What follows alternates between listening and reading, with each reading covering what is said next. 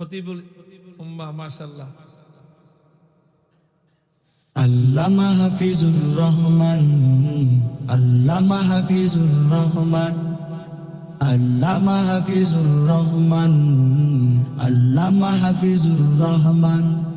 হিংসুকের হিংসা হবে যে শেষ, হিন্দুকে নিন্দা হবে যে শেষ। হিংসুকের হিংসা হবে যে শেষ, নিন্দুকে নিন্দা হবে যে শেষ। সবশেষে তুমি সেরা, সবশেষে তুমি সেরা।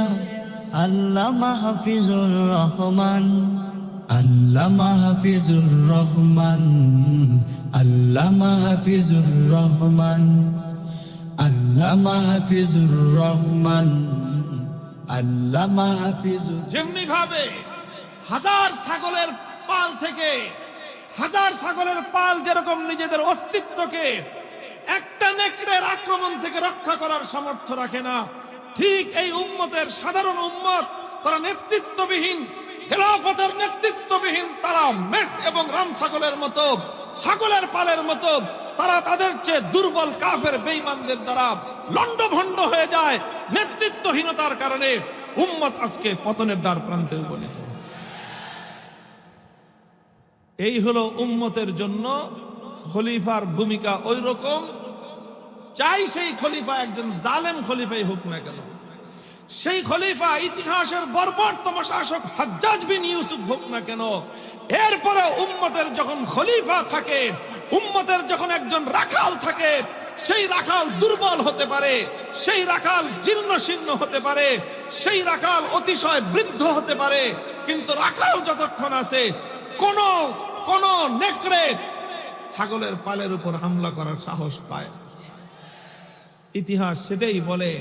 উম্মতের সর্বশেষ যতদিন পর্যন্ত খেলাফত ছিল, তুর্কি খেলাফত যতটুক পর্যন্ত ছিল, ততদিন পর্যন্ত এই পৃথিবীতে উম্মত ঐক্যবদ্ধভাবে সমস্ত কুফরি শক্তির মোকাবেলা করার সাহস তাদের ছিল। যেদিন থেকে এই উম্মতের খেলাফতের এই সূর্যকে তারা অস্তমিত করে দিয়েছে, খেলাফতের এই মুসলমানদের এই গৌরব এবং শৌর্যবীর্যকে তারা ধ্বংস করে দিয়েছে, এরপরে তারা গোটা মুসলিম উম্মাহকে ৫৫টা ভাগে ৫৭টা ভাগে বিভক্ত করে ক্ষুদ্র ক্ষুদ্র ভাগ করে মুসলমানদেরকে তারা শাসন আর শোষণ করা শুরু করেছে। মুহতারাম হাজিরিন, এরপরে আমার কথা হলো, আমার আহ্বান হলো এই, মুসলমানদেরকে আবার তাদের সেই হারানো নেতৃত্ব ফিরিয়ে আনতে হবে। হারানো নেতৃত্ব ফিরিয়ে আনতে হবে। কারা ফিরিয়ে আনবে? আমি আমার আলোচনা এতক্ষণ ধরে যেটা বললাম সেটা হলো, এই উম্মতের নেতৃত্বের যে মেয়ার এবং যে মানদণ্ড, খেলাফতের রাশেদা থেকে আমরা যে নেতৃত্বের মানদণ্ড পাই, সেই নেতৃত্ব হলো এলেমের ভিত্তিতে নেতৃত্ব হবে। তাহলে ওলামায়ে কেরাম এলেমের ভিত্তিতে নেতৃত্ব দিবেন। তাহলে নেতৃত্ব যখন হারানো গেছে, তাহলে এই নেতৃত্ব উদ্ধার করবে পাবলিকে। হ্যাঁ, তাহলে এই নেতৃত্ব উদ্ধার করার জন্য আলেমদেরকেই ভূমিকা পালন করতে হবে।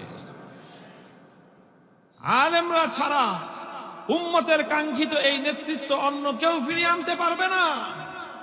উম্মতের কাঙ্ক্ষিত নেতৃত্ব সহিহ ইলম ছাড়া হতে পারে না। বড় সংগঠন হতে পারে, দুনিয়ার অনেক আসবাব জমা করতে পারে, দুনিয়ার বহু কিছুর দিক থেকে শক্তিমান হতে পারে, দুনিয়ার সকল দিক থেকে তারা সমৃদ্ধ হতে পারে। আল্লাহর কসম, এই উম্মতের মুক্তি আসবে যে নেতৃত্বের মাধ্যমে, সেই নেতৃত্ব ইলমের দিক থেকে অত্যন্ত গভীর এবং অত্যন্ত মজবুত, শক্তিশালী হবে। এছাড়া উম্মতের মুক্তির কোনো পথ নাই।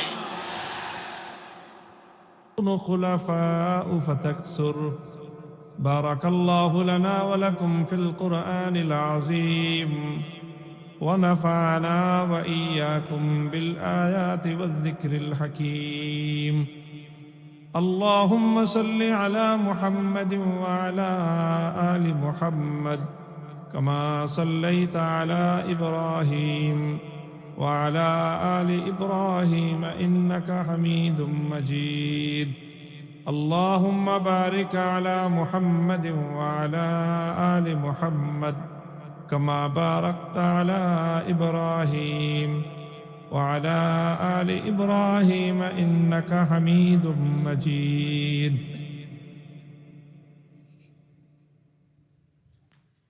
نهاية قابل احترام استاد محترم حضرت العلام مفتی میزان الرحمن سعید حفظه الله وأطال الله وبارك في عمره وجهوده دیگر حضرات علماء کرام বয়োজ্যেষ্ঠ আমার মুরব্বী সাহেবান আজিজ তালাবা প্রাণ প্রিয় দিন দরদি মুসলমান ভাই ও বন্ধুগণ আমি কোনো ভূমিকা ছাড়াই মূল কথা শুরু করতে চাচ্ছি যেহেতু মজলিসের মধ্যে আমার পাশেই উপবিষ্ট আছেন আমাদের ওস্তাদ বাংলাদেশের খ্যাতিমান ইসলামিক স্কলার মুফতি এবং ফকিহ হযরত মুফতি মিজানুর রহমান সাঈদ হাফিজাহুল্লাহ। তো হযরতকে আমি অনুরোধ করব আমি কিছু কথা বলবো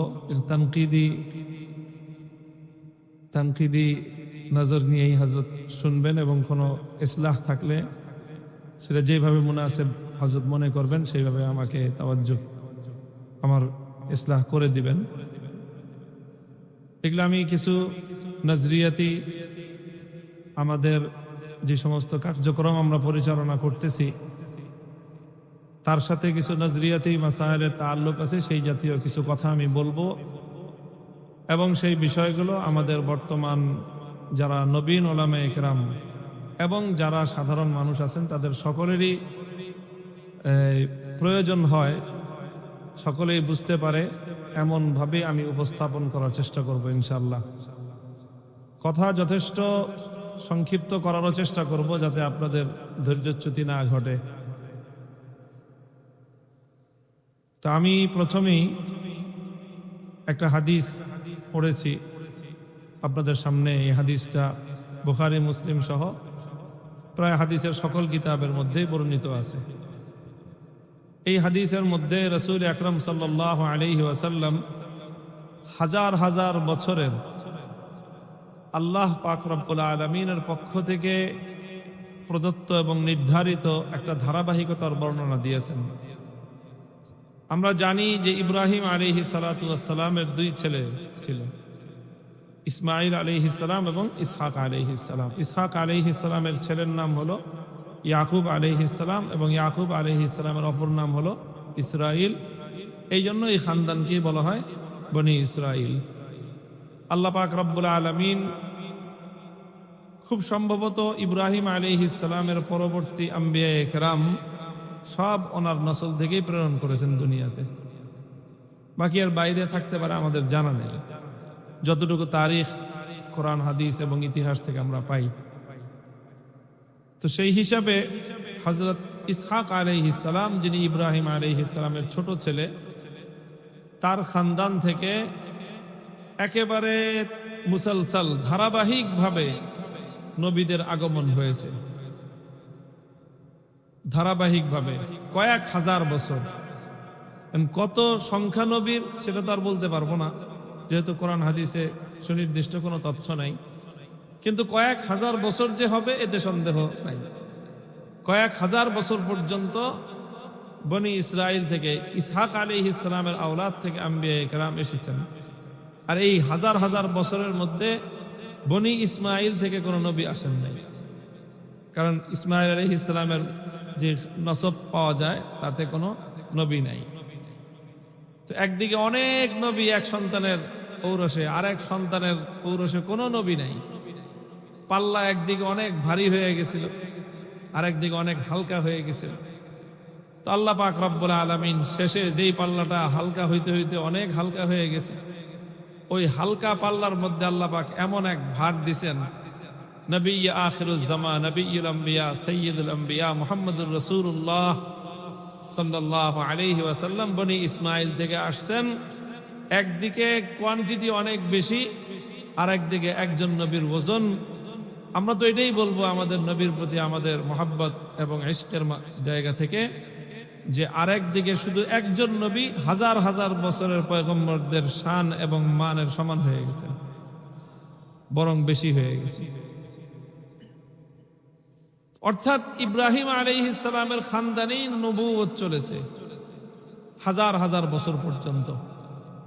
তো রাসূল আকরাম সাল্লাল্লাহু আলাইহি ওয়াসাল্লাম এই হাজার হাজার বছরের ইতিহাসের একটা গুরুত্বপূর্ণ অংশ এই হাদিসে ব্যক্ত করেছেন। সেটা হলো যে কানাত বানু ইসরাঈল তাসুসুহুমুল আম্বিয়া, যে এই হাজার হাজার বছর পর্যন্ত যত নবী রাসূল এসেছেন, তারা একদিকে যেরকম নবী হিসেবে জাতি এবং কওম এবং মিল্লাতের ধর্মীয় নেতৃত্ব দিয়েছেন, স্বাভাবিকভাবেই আম্বিয়া ইকরাম নবীগণ আসবেন, তারাই তো মানুষকে দিন শিখাবেন, ঈমান শিখাবেন, তারা শিখিয়েছেন। জাতিকে কওমকে তারা ধর্মীয়ভাবে দিক নির্দেশনা দিয়েছেন, গাইডলাইন দিয়েছেন। পাশাপাশি এই আম্বিয়া ইকরাম তাসুসুহুম, সেই কওম এবং জাতিগুলোকে ওনারাই রাজনৈতিকভাবেও নেতৃত্ব দিয়েছেন। রাজনৈতিক কথা শুনলেই তো অনেকের মধ্যে মনে হয় যে এটা মনে হয় আর এলমের সাথে যায় না। না, এই আর এক চরম এক মানে জুলুম, জাহালাতপূর্ণ এক জুলুম এই কওমের উপরে আমাদের উপর চাপায়া দেওয়া হয়েছে। কিরকম জাহালাত? ওই যে একটা লোক ছিল, তো নাম বললে মানুষ কম চিনতে পারে, মুরগিছড়া বললে বেশি চিনতে। এই লোকের সাথে ঘটনাচক্রে একদিন আমি জানতাম না, একটা আলোচনায় গেছি, টক শোতে যে দেখি সেও মেহমান আলোচক। সে বলতেছে, এহতেজাজ করতেছে যে ইসলামে কোনো রাজনীতি নাই। দলিল কি? দলিল দেখেন, সে বলে যে রাজনীতির আরবি শব্দ হলো সিয়াসাতুন। রাজনীতির আরবি শব্দ হলো সিয়াসাত। কোরআনে কারীমের কোথাও সিয়াসাত শব্দ নাই, এই জন্য ইসলামে রাজনীতি নাই। তো যাই হোক, মানে ধোকা কতভাবে মানুষ খায় আর দেয়। আমি সেখানে একরকম জবাব দিয়েছি। এখান থেকে বলতে চাই হলো যে এই যে একটা কথা যে ইসলামে রাজনীতি নাই, ইসলামে রাজনীতি আছে না নাই, এই লোকের উচ্চারিত শব্দ থেকেই আমি ইস্তেদলাল বের করতেছি যে সিয়াসাতুন শব্দ, এটা তো আমাদের মাদ্রাসা মহলে তো বহুল পরিচিত শব্দ। সিয়াসাত শব্দের অর্থ কি? এত ছাত্র জোরে বলো, সিয়াসাত মানে কি? রাজনীতি। সিয়াসাত মানে হলো রাজনীতি। তাহলে এই যে সিয়াসাত শব্দ থেকেই ফেল হলো সাসা, ইয়াসুসু সিয়াসাতান, এটা বাবে নাসারার মাসদার। সাসা ইয়াসুসু সিয়াসাতুন থেকেই ওয়াহিদ মুআন্নাসের সিগা হলো তাসুসু মুজারের সিগা। তো কানাত বানু ইসরাঈল তাসুসুহুমুল আম্বিয়া, এটা বুখারীর হাদিস। তাহলে সিয়াসাতুন শব্দ থেকেই আসলো যে নবী আম্বিয়া কেরামগণ তারা সিয়াসত করতেন।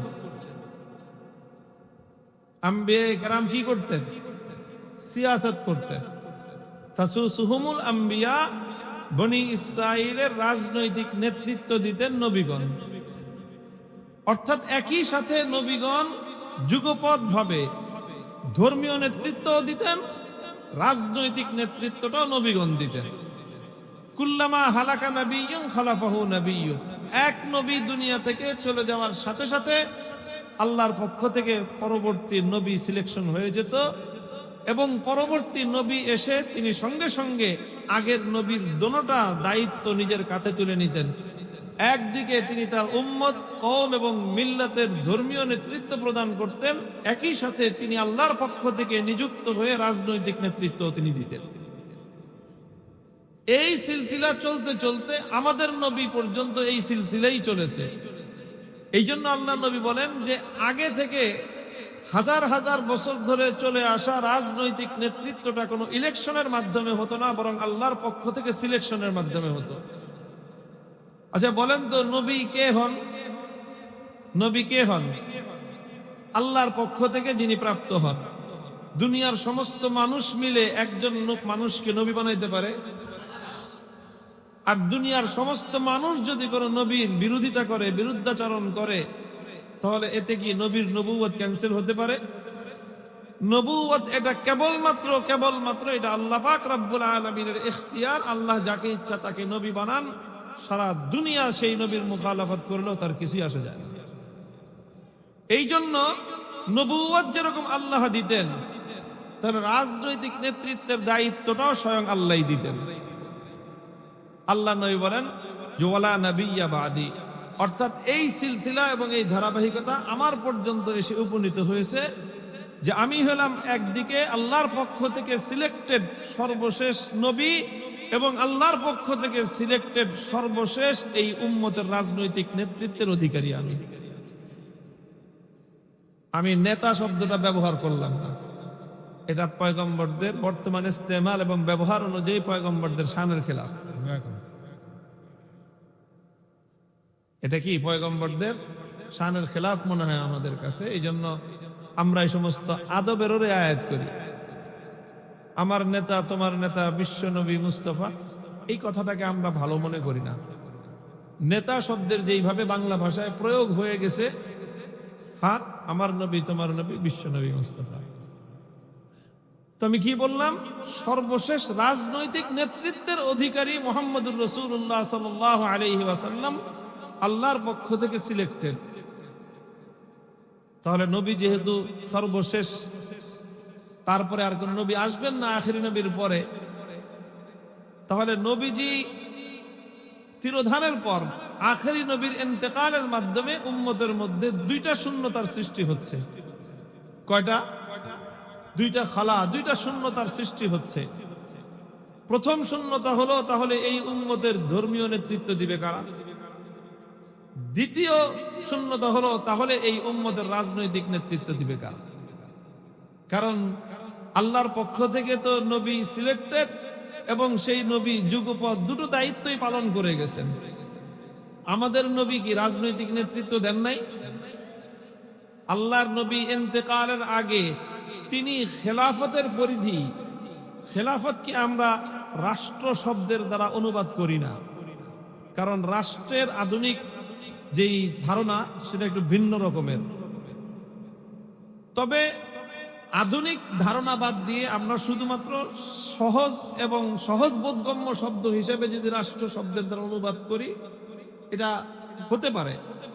আল্লাহর নবী সাল্লাল্লাহু আলাইহি ওয়াসাল্লাম ইসলামী রাষ্ট্র তথা খেলাফত ব্যবস্থার যেই পরিধি নিজের জীবদ্দশায় তিনি প্রতিষ্ঠিত করে গেছেন, সেটাও খুব ছোট না। আমাদের বাংলাদেশটাকে 24 গুণ দিলে, 24টা বাংলাদেশ যদি জোড়া দেওয়া হয়, যত বড় ভূখণ্ড হবে, আল্লাহর নবী তত বড় ভূখণ্ড 12.5 লক্ষ বর্গ মাইলে খেলাফত কায়েম করে তিনি সেই খেলাফত পরিচালনা করে তারপরে আল্লাহর নবী ইন্তেকাল করেছেন।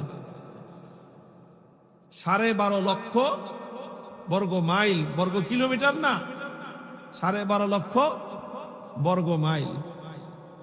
তো নবীজি একদিকে নবী ছিলেন, সঙ্গে সঙ্গে তিনি নবুয়তের দায়িত্বের পাশাপাশি উম্মতের রাজনৈতিক নেতৃত্বের দায়িত্ব তিনি পালন করে গেছেন।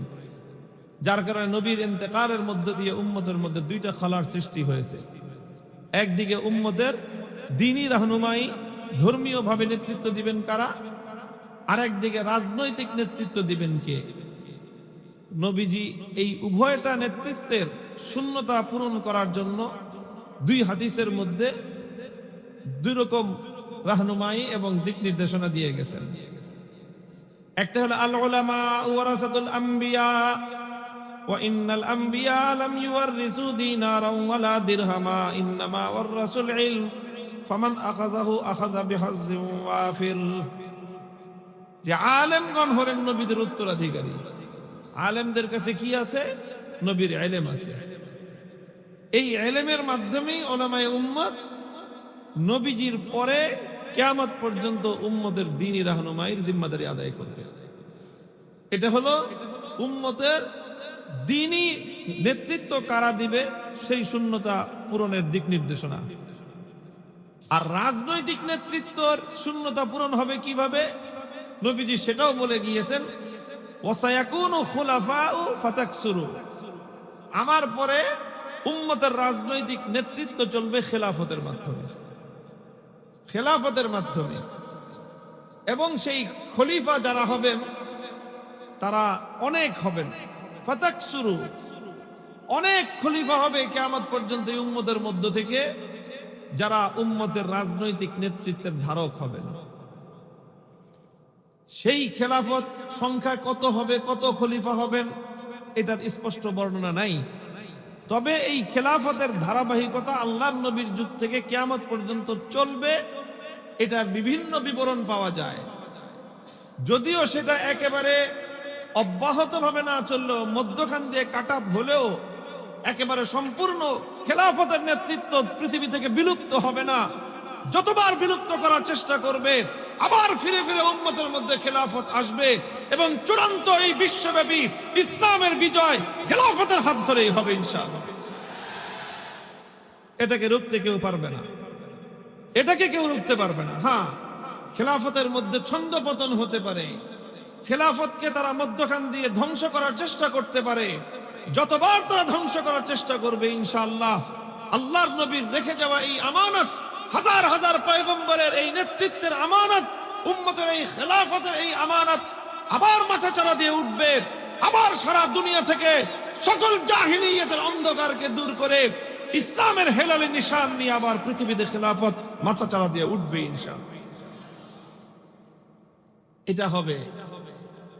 তবে এই খেলাফতের নেতৃত্বটা উম্মতের মধ্যে কিভাবে পালিত হবে, খলিফা কে হবেন, কিভাবে হবেন, এটা অনেক বড় একটা অধ্যায় আলোচনা।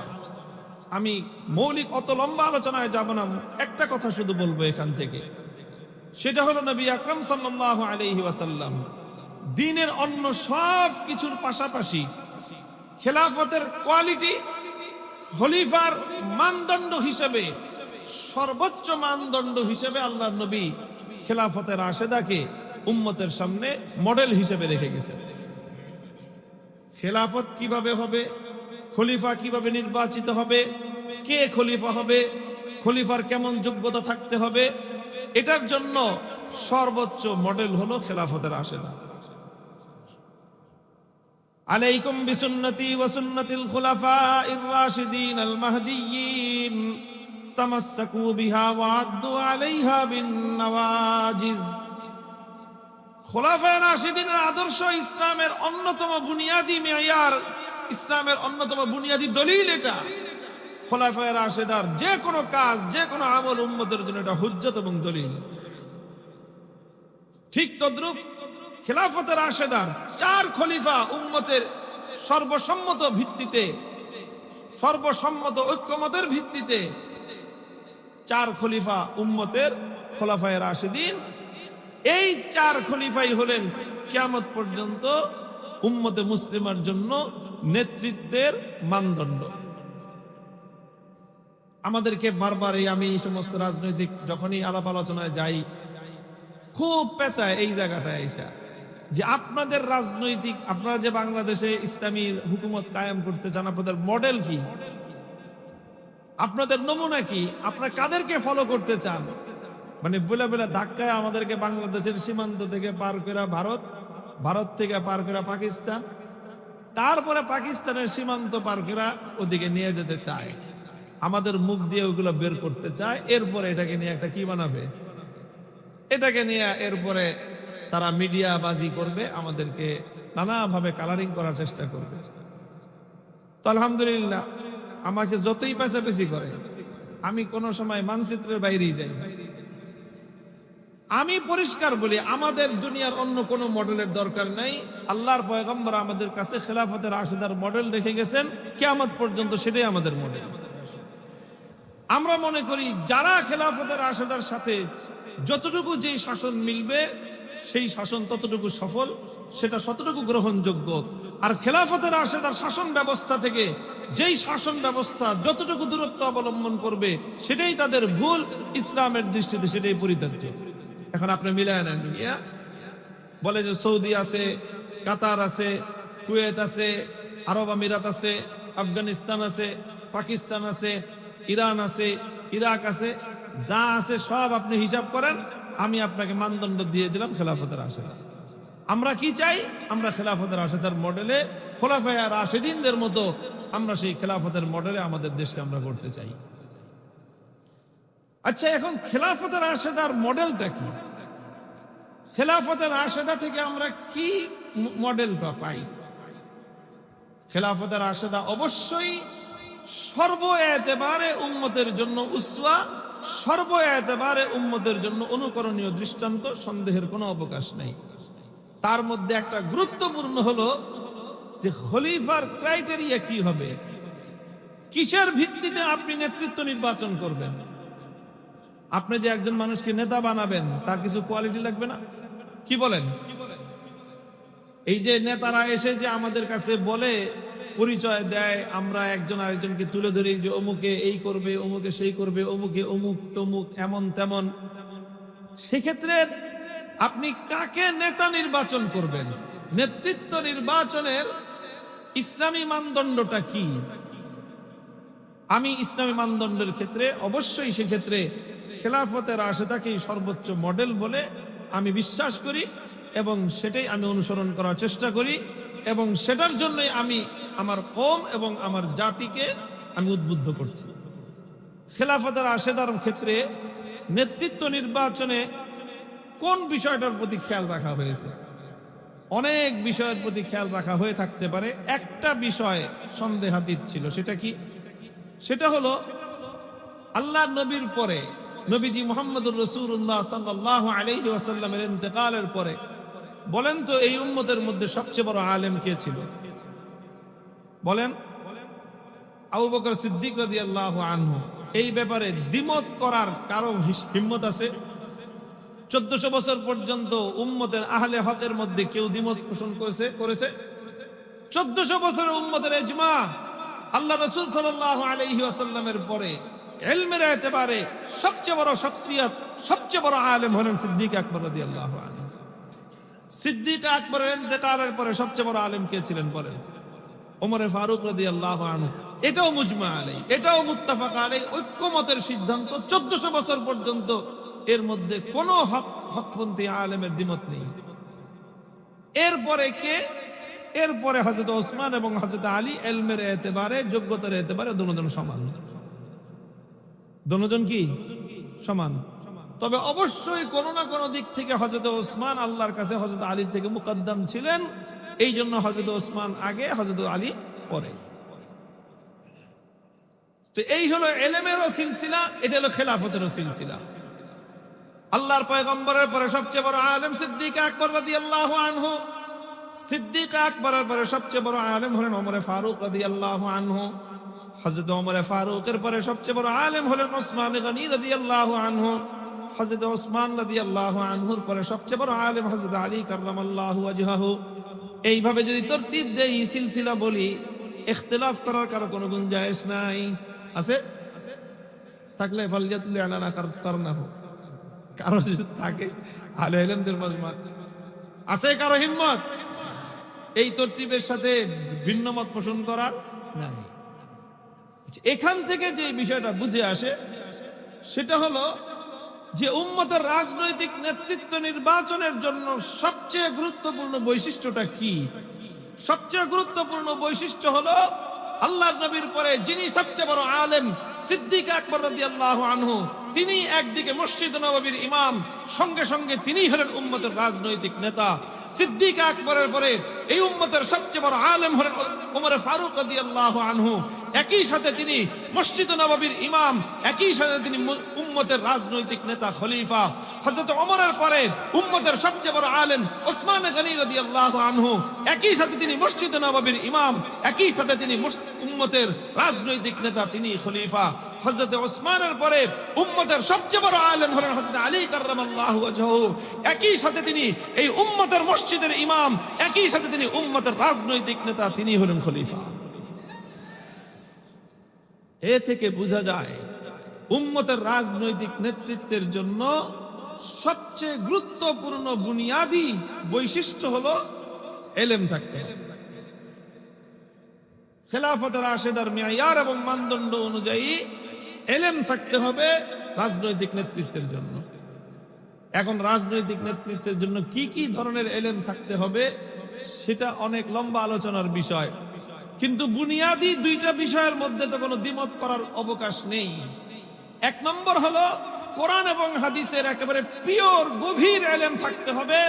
সঙ্গে সঙ্গে কোরআন এবং হাদিসের মাধ্যমে যেই সমাজে যেই যুগে সে নেতৃত্ব দিবে সেই সমাজ এবং সেই যুগটা সম্পর্কে তার সম্যক অবগত থাকতে হবে। এই দুইটা জিনিস বিভিন্ন কারাইন এবং অন্যান্য অনেক আলোচনার মাধ্যমে এই দুইটা বিষয় নিশ্চিত। প্রথম বৈশিষ্ট্য কি বললাম? কোরআন এবং হাদিসের গভীর ইলম থাকতে হবে। গভীর ইলম থাকতে হবে যাতে অন্তত সেই সময়ের তাকে অন্যতম শীর্ষ আলেমে দ্বীনদের কাতারে তাকে শুমার করা যায়। তাকে যেন 1000 উলামায়ে কেরামের মজমার মধ্যে, মজলিসের মধ্যে বসায় দিলে সে যেন 1000 উলামায়ে কেরামের মজলিসের মধ্যে ইলমি কোনো আলোচনা করলে 1000 আলেম যেন তার একেবারে কোনো বাইয়িন এবং একেবারে ফাহেশ কোনো ভুল যেন তাদের সামনে প্রমাণিত না হয়। এই পরিমাণ কোরআন এবং হাদিসের ইলম ইসলামের নেতৃত্বের যে মানদণ্ড তার জন্য জরুরি। দ্বিতীয় হলো এটাও জরুরি, মাল্লাম ইয়ারিফ আহলা জামানিহি ফাহুয়া জাহিলুন। আমাদের ফুকাহায়ে কেরামের যে মেয়ার, সেই মানদণ্ডের ভিত্তিতে এটাও বলা যায় যে পাশাপাশি সমাজ সভ্যতা, রাষ্ট্র এবং বিশ্ব ব্যবস্থা সম্পর্কে মোটামুটি একটা জ্ঞান তার থাকতে হবে। মুহতারাম হাজিরিন, এটা হলো উম্মতের রাজনৈতিক নেতৃত্বের কোয়ালিটি আমি বললাম। এবার কথা আমার শেষ দিকে, মূল কথাটা আমি এখনই বলতেছি, সেটা হলো এই উম্মতের জন্য নেতৃত্ব এবং খেলাফতের গুরুত্বটা কতটুকু। এই উম্মতের জন্য খেলাফত এবং নেতৃত্বের গুরুত্বটা ঠিক ওরকম একটা মেষপালের জন্য একটা রাখালের যেরকম গুরুত্ব। একটা মেষপাল, মেষ বুঝেন? আরে কয় মহিষরে কয় না মিয়া, বাংলা মহিষরে মেষ বলে না, মেষ বলা হয় ছাগল রে। মেষ বলে কাকে? ছাগল রে। মহিষ তো মাশাআল্লাহ পৃথিবীতে অন্যতম শক্তিশালী প্রাণী। মহিষ কেন বাঘে মেষে লড়াই, ওইটা হলো মেষ, হলো মহিষ। মহিষ তো এত শক্তিশালী প্রাণী যে জঙ্গলে বাঘের সাথে লড়াই করে। বাঘ পারে না মহিষের সাথে সহজে। তো বাঘ যে মহিষকে দেখে পলা, ওটার নাম হলো মহিষ। মহিষ আর মেষ মানে ছাগল। এই ছাগল রে তো নেকড়ে, নেকড়ে বুঝেন কারে কয়? এই যে নেকড়ে বলে বাঘরে কয়, নেকড়ে বলে শিয়ালকে। শিয়ালের সাইজ কত আর ছাগলের সাইজ কিরকম জানেন? এই ছাগল বড় না শিয়াল বড়? দেশি ছাগল নেকড়ের সাইজে হবে। রাম ছাগল এটা তো নির্ঘাত শিয়ালের চেয়ে বড়। কিন্তু এই রাম ছাগল, 1000টা রাম ছাগল যদি থাকে, একটা নেকড়ে এসে 1000টা রাম ছাগলের পালকে ছিন্ন ভিন্ন করে দিবে এবং এখান থেকে ছাগল ধরে নিয়ে যাবে। যদি এই মেষ পালকে রক্ষণাবেক্ষণ করার জন্য একজন রাখাল না থাকে। কয়জন রাখাল? একজন রাখাল যদি না থাকে, 1000টা ছাগল একটা নেকড়ের মোকাবেলা করতে পারে না। 1000 ছাগল, অথচ এই ছাগলগুলো যদি ঘুরে দাঁড়াইতো, আর সব ওদের মাথার মধ্যে আল্লাহ পাক যেই হাতিয়ার দিছেন, ছাগলের মাথায় কি দিছেন, এই শিংটা যদি একটু সোজা করে এই নেকড়ের পেটের মধ্যে মারে, তো একটা ছাগলের সাথেই একটা নেকড়ে পারার কথা না।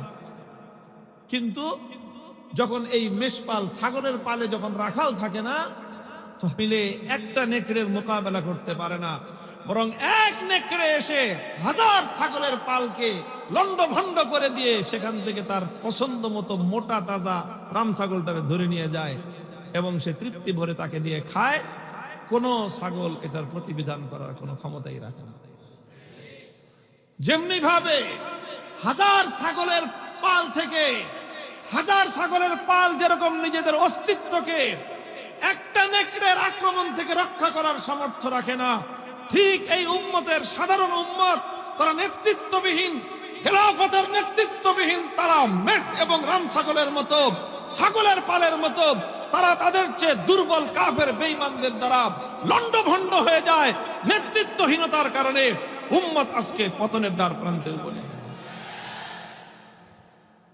এই হলো উম্মতের জন্য খলিফার ভূমিকা ওই রকম, চাই সেই খলিফা একজন জালেম খলিফাই হোক না কেন, সেই খলিফা ইতিহাসের বর্বরতম শাসক হাজ্জাজ বিন ইউসুফ হোক না কেন, এরপরে উম্মতের যখন খলিফা থাকে, উম্মতের যখন একজন রাখাল থাকে, সেই রাখাল দুর্বল হতে পারে, সেই রাখাল জীর্ণশীর্ণ হতে পারে, সেই রাখাল অতিশয় বৃদ্ধ হতে পারে, কিন্তু রাখাল যতক্ষণ আছে কোন নেকড়ে ছাগলের পালের উপর হামলা করার সাহস পায়। ইতিহাস সেটাই বলে। উম্মতের সর্বশেষ যতদিন পর্যন্ত খেলাফত ছিল, তুর্কি খেলাফত যতটুক পর্যন্ত ছিল, ততদিন পর্যন্ত এই পৃথিবীতে উম্মত ঐক্যবদ্ধভাবে সমস্ত কুফরি শক্তির মোকাবেলা করার সাহস তাদের ছিল। যেদিন থেকে এই উম্মতের খেলাফতের এই সূর্যকে তারা অস্তমিত করে দিয়েছে, খেলাফতের এই মুসলমানদের এই গৌরব এবং শৌর্য বীর্যকে তারা ধ্বংস করে দিয়েছে, এরপরে তারা গোটা মুসলিম উম্মাহকে 55টা ভাগে 57টা ভাগে বিভক্ত করে ক্ষুদ্র ক্ষুদ্র ভাগ করে মুসলমানদেরকে তারা শাসন আর শোষণ করা শুরু করেছে। মুহতারাম হাজিরিন, এরপরে আমার কথা হলো, আমার আহ্বান হলো এই মুসলমানদেরকে আবার তাদের সেই হারানো নেতৃত্ব ফিরিয়ে আনতে হবে। হারানো নেতৃত্ব ফিরিয়ে আনতে হবে। কারা ফিরিয়ে আনবে? আমি আমার আলোচনা এতক্ষণ ধরে যেটা বললাম সেটা হলো এই উম্মতের নেতৃত্বের যে মেয়ার এবং যে মানদণ্ড, খেলাফতের রাশেদা থেকে আমরা যে নেতৃত্বের মানদণ্ড পাই, সেই নেতৃত্ব হলো এলেমের ভিত্তিতে নেতৃত্ব হবে। তাহলে ওলামায়ে কেরাম এলেমের ভিত্তিতে নেতৃত্ব দিবেন। তাহলে নেতৃত্ব যখন হারানো গেছে, তাহলে এই নেতৃত্ব উদ্ধার করবে পাবলিকে। হ্যাঁ, তাহলে এই নেতৃত্ব উদ্ধার করার জন্য আলেমদেরকেই ভূমিকা পালন করতে হবে। আলেমরা ছাড়া উম্মতের কাঙ্ক্ষিত এই নেতৃত্ব অন্য কেউ ফিরিয়ে আনতে পারবে না। উম্মতের কাঙ্ক্ষিত নেতৃত্ব সহি আলেম ছাড়া হতে পারে না। বড় সংগঠন হতে পারে, দুনিয়ার অনেক আসবাব জমা করতে পারে, দুনিয়ার বহু কিছুর দিক থেকে শক্তিমান হতে পারে, দুনিয়ার সকল দিক থেকে তারা সমৃদ্ধ হতে পারে। আল্লাহর কসম, এই উম্মতের মুক্তি আসবে যে নেতৃত্বের মাধ্যমে, সেই নেতৃত্ব এলেমের দিক থেকে অত্যন্ত গভীর এবং অত্যন্ত মজবুত শক্তিশালী হবে। এছাড়া উম্মতের মুক্তির কোনো পথ নাই। অনেকে হীনমন্যতায় ভুগে, অনেকে হীনমন্যতায় ভুগে। আলহামদুলিল্লাহ, আমার এই ব্যাপারে সরহে সদর আছে। অনেকে মনে করে আমরা অনেক দুর্বল, আমরা বিক্ষিপ্ত, আমাদের মধ্যে অনেক ইখতিলাফ। আমি সব দুর্বলতা মানি, কিন্তু এরপরও বিশ্বাস করি আমি এই জমিনের মধ্যে গোটাই পাক ভারত উপমহাদেশে ওলামায়ে দেওবন্দ ছাড়া জামাতি ভাবে একটা মুস্তাকিল জামাত হিসেবে আর কেউ কোন জামাত এইভাবে ইলমকে ধারণ করে নাই। এই জন্য এই ওলামায়ে উম্মত, ওলামায়ে দেওবন্দ ছাড়া এলেমের আরো কিছু মার্কাজ আছে, এলেমের আরো কিছু মার্কাজ আছে। এলেমের বাকি যত মার্কাজ, যারা যারা এলেমের চর্চা করে, তারা আর কেউ সিয়াসত করে না। এইটা জটিল একটা কথা। এটা আমি উদারতার ভিত্তিতেই বললাম। আমি অন্য যারা এলেমের চর্চা করে তাদের এলেমকে আমি কোনোভাবে অসম্মান করলাম না। এলেমের চর্চা আরো বিভিন্ন মাকতাবায়ে ফিকির থেকে হয়, যাদের সাথে আমাদের বিভিন্ন ইখতিলাফাত আছে, তারাও কোরআন হাদিস সহ গভীর ইলমের চর্চা করে, আমি স্বীকার করি। তবে আমি যেটা বলি সেটা হলো, গভীর ইলমের চর্চা করে এইরকম সম্প্রদায় বা এরকম জামায়াত তারা আবার সিয়াসত করে, সিয়াসত করাটাকে তারা জরুরি মনে করে। আমাদের এই হিন্দু পাক বাররে সগীর এই উপমহাদেশের মধ্যে এইরকম জামাত একমাত্র উলামায়ে দেওবন্দ। এইবার আপনারা এটাকে নিয়ে উলামায়ে কেরাম যারা আছেন, তালাবা যারা আছে, তোমরা তাহকিক করে দেখো যে এলেমও আছে, সিয়াসতও আছে। উলামায়ে দেওবন্দ ছাড়া অন্তত এই হিন্দু বাররে সগীর এই উপমহাদেশের মধ্যে আর কোনো জামাত পাবা না। তাহলে খোলাসা কি দাঁড়াইলো? তাহলে এই উলামায়ে দেওবন্দকেই খোলাফায়ে রাশেদার সেই মেয়ারের ভিত্তিতে উম্মতের রাজনৈতিক নেতৃত্ব ফিরিয়ে আনতে হবে। এখন এটা কেমনে করব আমরা? এটা হলো আমার সর্বশেষ এই আলোচনার পরে একটা প্রস্তাবনা থাকে, যে দীর্ঘ আলোচনার পরে একটা প্রস্তাবনা থাকে না? এই প্রস্তাবনা ছাড়া আলোচনা তো কোনো কনক্লুশন বা কোনো নতিজায় আসে না। তাই আমি দাওরায়ে হাদিস পড়েছি 1995 সালে, 1414-15 হিজরিতে।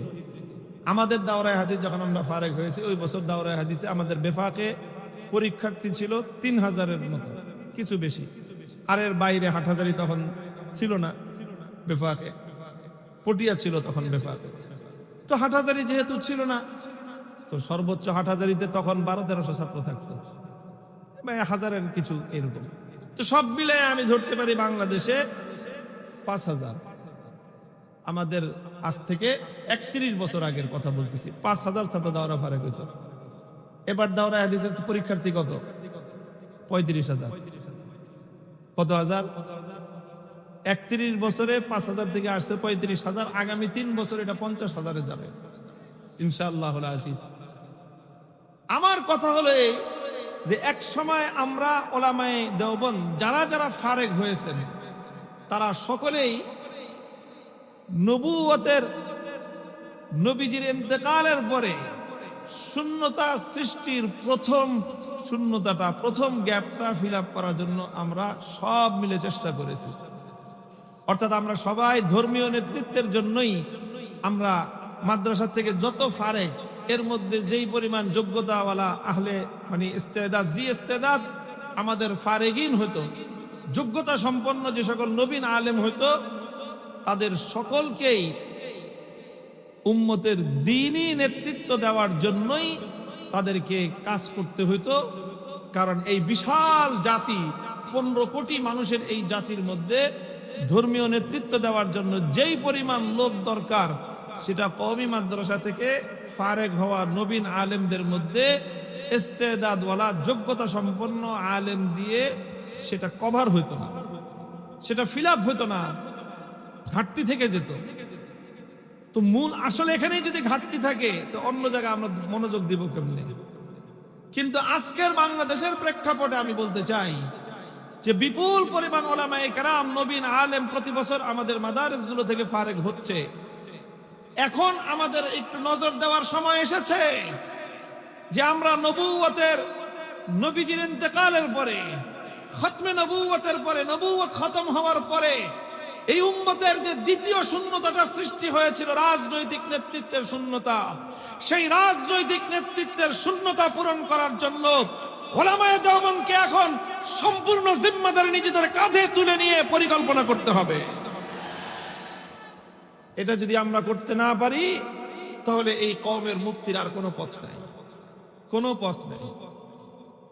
কাজেই এই জন্য বড় বড় যে সমস্ত মারকাজগুলো আছে, আমাদের ইলমি মারাকেজ, যত বড় ইলমি মাদারিস যেগুলো আছে, মুফাক্কিরিন উলামায়ে কেরাম যারা আছেন, আহলে তাহকিক উলামায়ে কেরাম যারা আছেন, ওনাদের বড় জিম্মাদারি হলো এটা যে নবীন যে সকল উলামারা আসতেছেন তাদের মধ্যে বাছাই করা।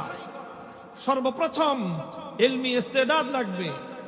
দুর্বল ইলম দিয়ে আজকের এই কঠিন সময়ে রাজনৈতিক নেতৃত্ব যথাযথভাবে কঠিন হবে, সম্ভব না। ইলমি ইস্তেদাদ, আখলাকি তাদের মধ্যে উৎকর্ষতা, আলী হিম্মত।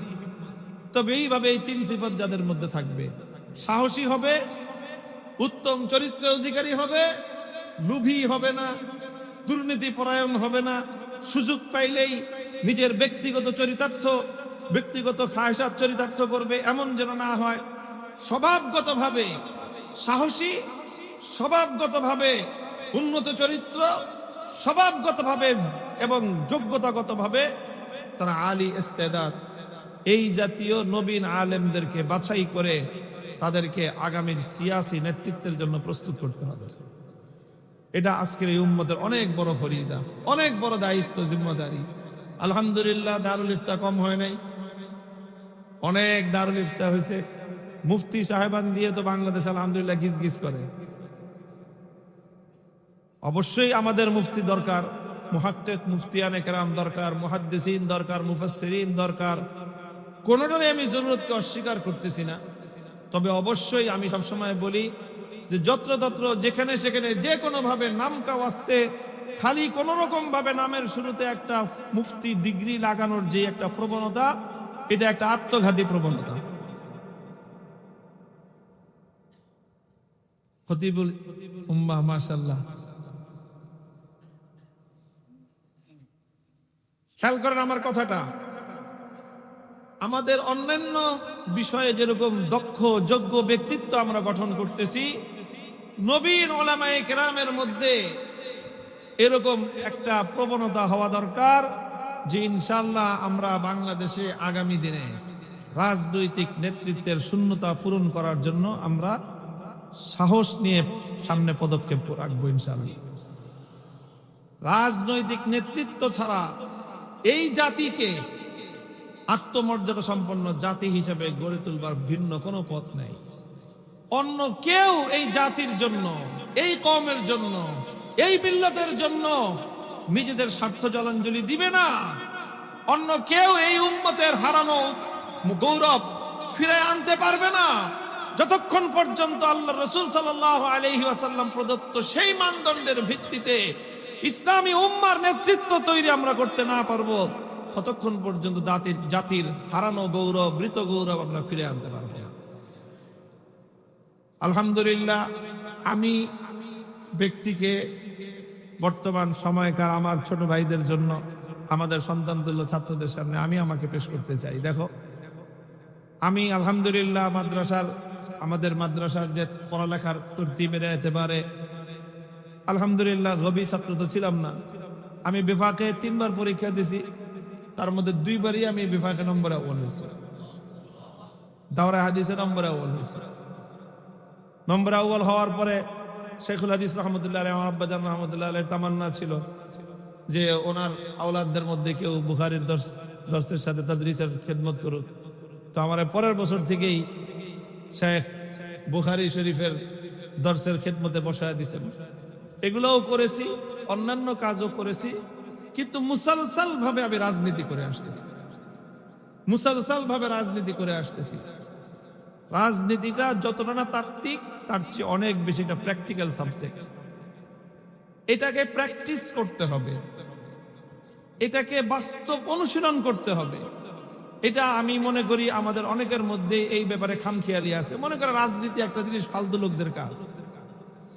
এই ফালতু লোকদের কাজ মনে করে করে আজকে আমরা আমাদের রাজনৈতিক নেতৃত্বকে দুর্বল করে তুলেছি। ফালতু লোকের কাজ রাজনৈতিক নেতৃত্ব না। দুনিয়াতে সবচেয়ে তীক্ষ্ণ মেধার কাজ হলো রাজনীতি করা।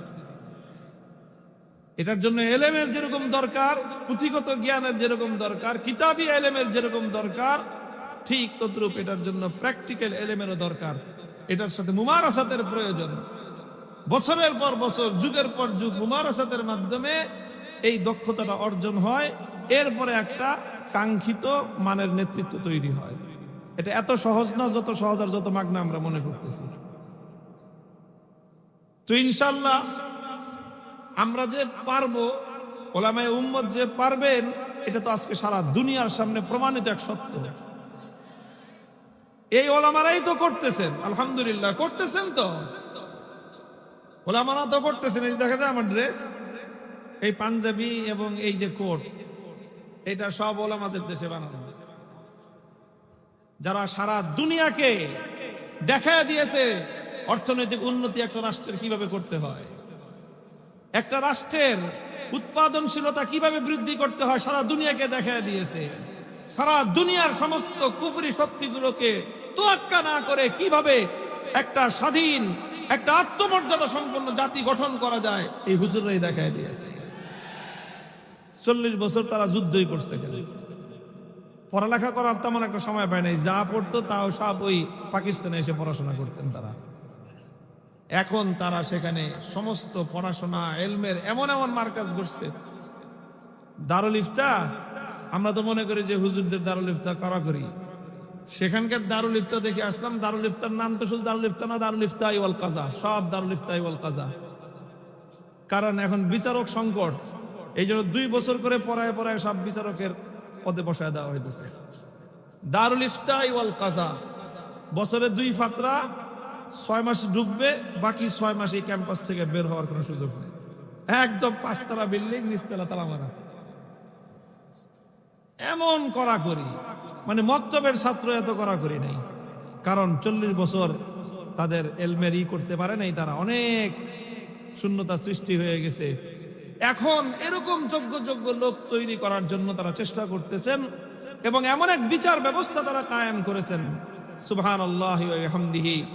রাত 2টা 3টা সেই দেশের দুর্গম পাহাড়ি পথ, শত শত মাইল, হাজার হাজার মাইল পথ চলো, সেই যে হাদিসের কথা মনে পড়ে, লা ইয়াখাফু আহাদান ইল্লাল্লাহ, আল্লাহ ছাড়া কাউকে ভয় পাতে হয় না। অথচ লক্ষ লক্ষ মানুষের হাতে হাতে অস্ত্র আছে। 1 লাখ 2 লাখ না তো, কয়েক লক্ষ মানুষের হাতে ভারী অস্ত্র। এই আমাদের দেশের মতো এই বন্দুক আর কাটা রাইফেল মাইফেল এগুলো না, AK-47 রাইফেল, যেগুলো দিয়ে আমেরিকা রাশিয়ার সৈন্যদেরকে এরা মারছে, সেই রাইফেল, কয়েক লক্ষ রাইফেল মানুষের কাছে আছে। আমাদের বাংলাদেশে যদি এরকম মানুষের পাবলিকের হাতে এই অস্ত্র থাকতো, আমি বলি এই যে চরাঞ্চলে ওয়াজে গেলে, এই যে আমাদের বাংলাদেশে কিছু চর আছে না, নরসিংদী, ব্রাহ্মণবাড়িয়া, এই দিক দিয়ে প্রত্যেক বছর মারামারি লাগবে, রাইফেল মাইফেল তো নাই, টাটা দিয়া মাইরা 2-4টা লাশ ফালায়। ওদের কাছে যদি রাইফেল থাকতো চরে মানুষ খুঁজে পাওয়া যেত না। সেই দেশে পাহাড়ি দুর্গম পথ, মানুষের হাতে AK-40 রাইফেল, মানুষ চলতেছে। 4 বছরের মধ্যে এরকম একটা অন্যায় হত্যাকাণ্ডের ঘটনা ঘটেনি। কিরকম বিস্ময়কর নিরাপত্তা এবং শান্তির পরিস্থিতি তারা কায়েম করেছে, চিন্তা করা যায়। এটা মোল্লা ছাড়া কারো পক্ষে সম্ভব। এই জাতীয় ব্যবস্থাপনা প্রতিষ্ঠা করা একমাত্র উলামায়ে কেরামের পক্ষে সম্ভব। প্রত্যেকটা মন্ত্রণালয়ে পূর্ণ মন্ত্রণালয়ের পরিপূর্ণ তাদের যে নীতিমালা, সম্পূর্ণ নীতিমালার উপর বই ছাপানো আছে এবং প্রত্যেকটা বইয়ের মধ্যে হাসিয়া আছে। হাসিয়া মতন 2 লাইন আর হাসিয়া হলো পুরা পৃষ্ঠা ব্যাপী। আমি নিজে, আমার কাছে আছে 2-3টা মন্ত্রণালয়। আরে ভাই, মতনে তো কম, হাসিয়া তো বেশি কেন?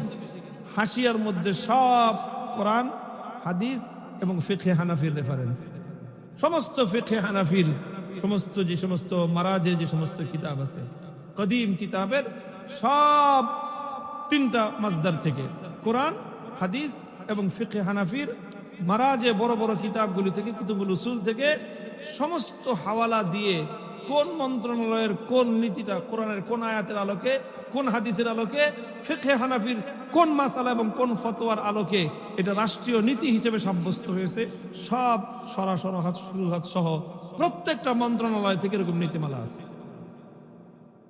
একেবারে বিতফসিল কোন একটা রাষ্ট্রীয় সিদ্ধান্ত ফিকহের তাহকিক ছাড়া হয় না।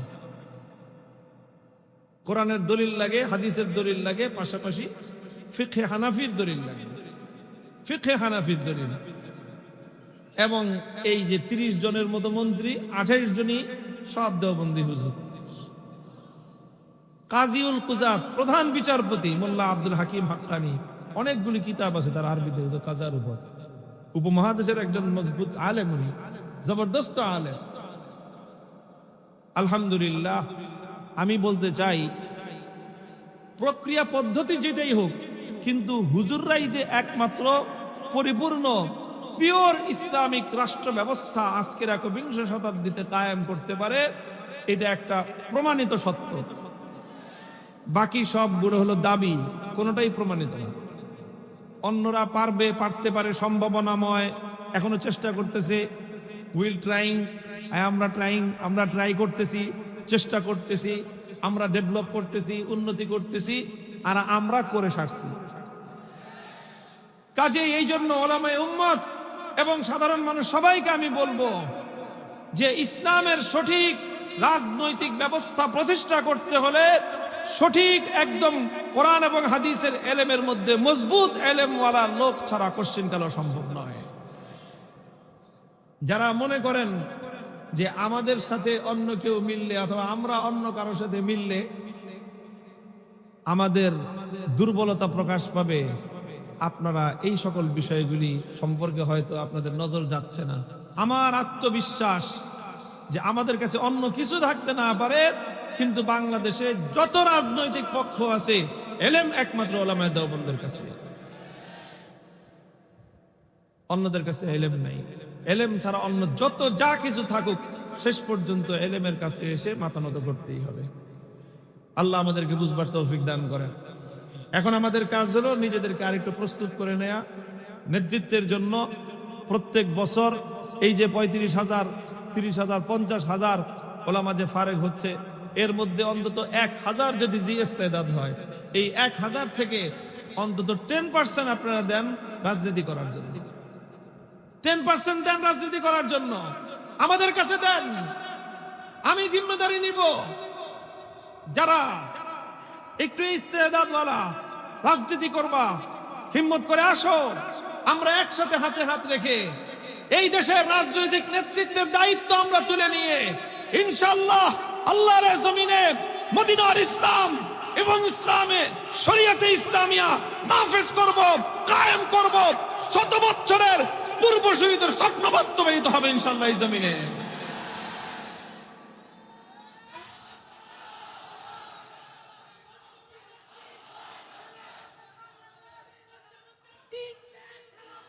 আল্লাহ পাক রব্বুল আলামিন আমাদেরকে তৌফিক দান করেন, আমরা যেন ঠিক এইভাবেই আসলে শুধু জজবার সাথে নয়, বরং ফিকিরের সাথে, খুব গভীর বুর্দবারি সঞ্জিদগির সাথে আমাদেরকে উম্মতের এই মহান জিম্মাদারি আমাদেরকে কাঁধে তুলে নিতে হবে। আল্লাহ পাক এই উম্মতের এই জিম্মাদারি আদায় করার তৌফিক ওলামায়ে উম্মতকে দান করেন। ওয়া আখিরু দাওয়ানা আলহামদুলিল্লাহি রাব্বিল আলামিন।